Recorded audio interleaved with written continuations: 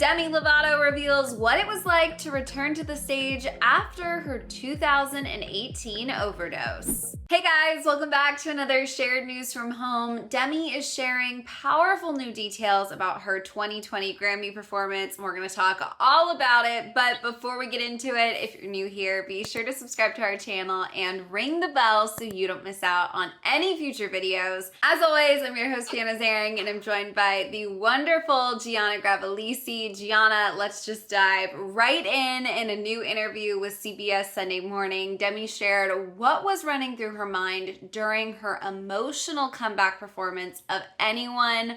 This was such a moment. I literally remember having chills all over. This was one of her most incredible performances to date. What do you remember from this Grammys moment, Gianna?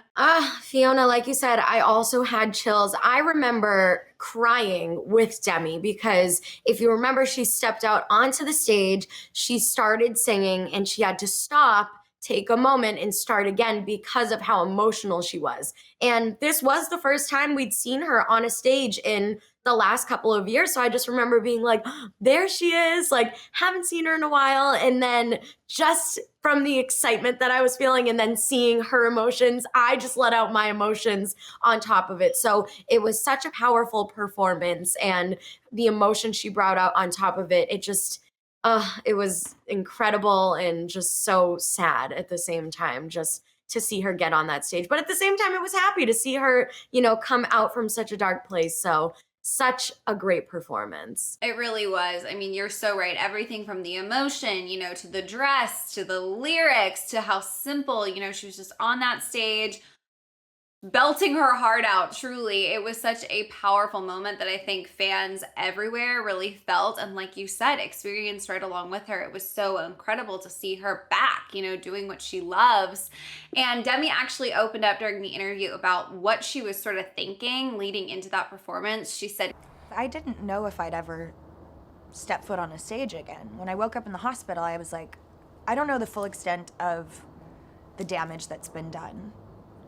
I hadn't tried singing yet. So to go from a moment, where she literally wasn't sure that she would ever be on a stage again, to the moment she stood on that stage after everything she'd been through, I just feel like it must have been so overwhelming, truly, to have been up there. Definitely, you're so right. I can't even imagine what she was going through, the nerves that she must have had.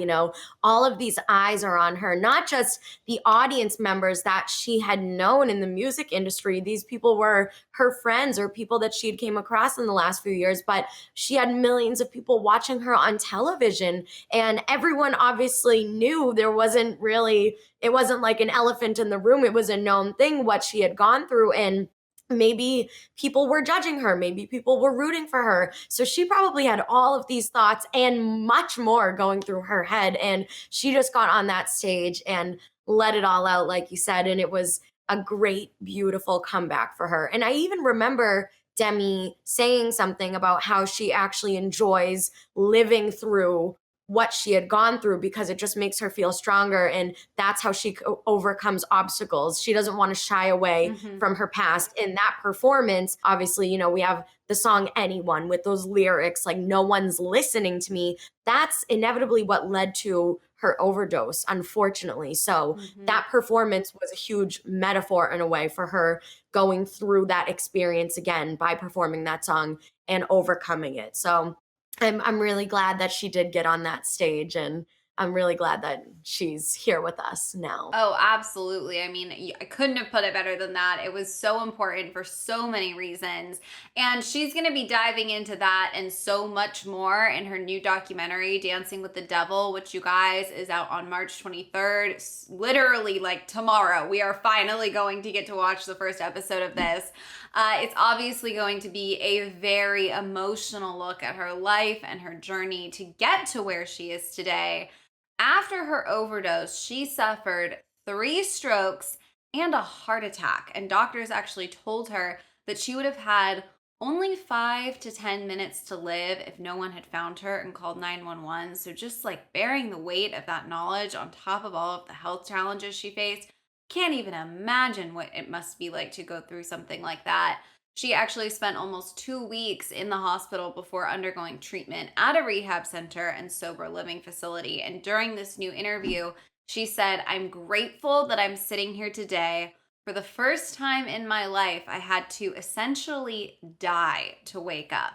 Literally, just that statement. Again, I have chills. She is so strong. To hear her explain, what she went through on this journey so candidly, I just have no doubt that this documentary is going to be so powerful. I agree, and I cannot wait to watch it. I mean, I'm probably gonna have to have tissues next to me yet again because I know I'm gonna be crying my eyes out hearing her talk about all of this. But it's again like her performance at the Grammys, it's gonna be another metaphor. We're gonna go through this journey with her throughout this documentary, and she's just gonna lay everything out. And to see her be so vulnerable right now is just, I have so much respect for her as an artist, even more so than I already did. And I can't wait to watch it and find out more about her and how she's recovering and what's to come. Absolutely. And of course, I mean, she's still continuing her recovery, which she did talk about in this interview as well. She explained that right now she's not abstaining from all substances.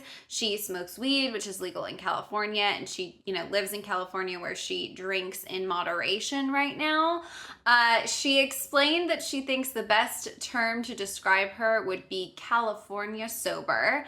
And she went on to make it really clear that everyone's recovery, everyone's journey, what ends up being, the right path for you isn't the same. So she's not going to be in this documentary like outlining exactly what she does, exactly, what a day-to-day looks like, how much, of what substance she uses when, because she just doesn't think that that's going to be helpful, which I thought was really interesting to hear her explain. She said, quote, "I really don't feel comfortable explaining the perimeters of my recovery with people because I don't want anyone to look at my perimeters of safety and think that's what works for them because it might not." She went on to explain that, while abstinence, like in its entirety, can really work well for people, some other people's journeys, like hers, may work better in moderation, that there isn't a one size fits all solution for everybody. And she definitely doesn't think that what she's gone through and where she is right now should be, the standard somebody tries to set for themselves unless it truly is the right path for them. Honestly, what I take away from this is just she's clearly in such a great place. She understands herself. She's in tune with, what she needs, what's best for her. And I think it's just so brave for her to continue sharing this story. We don't need all of the details, right? We're not entitled to that. I just love to see her living her life, living her best life, truly, and being her best self, because I think that's what we've all been rooting for such a long time. Totally. And I think over the last several years, she's been under so much criticism and she's been in the spotlight in the media for so long. And the fact that she's willing to go into all of this detail and share all of her experience with us is says a lot about her as a person. And the fact that she's just willing to do that for us and undergo even more criticism. Not everyone's going to be so accepting to this new Demi and what she went through. There's going to be a lot of people that, bash her actions or like look down on her as an artist for what she did in the past. But I think that just her making this documentary says that she has grown so much over the last couple of years. She is a new person. And, she probably wants this documentary to help others. And I love how she went in to say, what works for her isn't going to work for somebody else. So she's kind of prefacing the documentary by being like, if you're watching and learning, don't like take this as a guideline if you're going through the same thing. But I think that, substance abuse is a huge issue right now in our society. And Demi is just using her voice for that. And I think that this documentary is going to really, really bring some light to it. And hopefully it can help other people that watch it. Oh, absolutely. I have no doubt. I mean, listen, the best thing that I think any celebrity can do is use their platform for good, use it to raise awareness to something that, is important to them. This is so important to Demi. I mean, this is literally her life, her journey, her story. And the fact that she is willing to share this with people, I just have no doubt in my mind that if you're not struggling with substance abuse, you're going to learn, gain some compassion, be more understanding through watching this. And if you are, to hear someone like Demi not only be able to relate to you, but to come out the other side stronger and be encouraging is just going to be so, so powerful. Obviously, you guys, we cannot wait to tune in. On that note, we want to know what you guys think of this interview she just gave and what you are looking forward to the most in this upcoming documentary. Let us know down in the comments. And if you haven't already, be sure to subscribe to our channel and ring the bell so you don't miss out on any future videos. As always, I'm your host, Fiona Zaring. I was joined by the wonderful Tiana Gravalisi. If you want to come say hi, our social handles are on the screen right now. Thank you guys so much for watching, and we'll see you next time. Bye.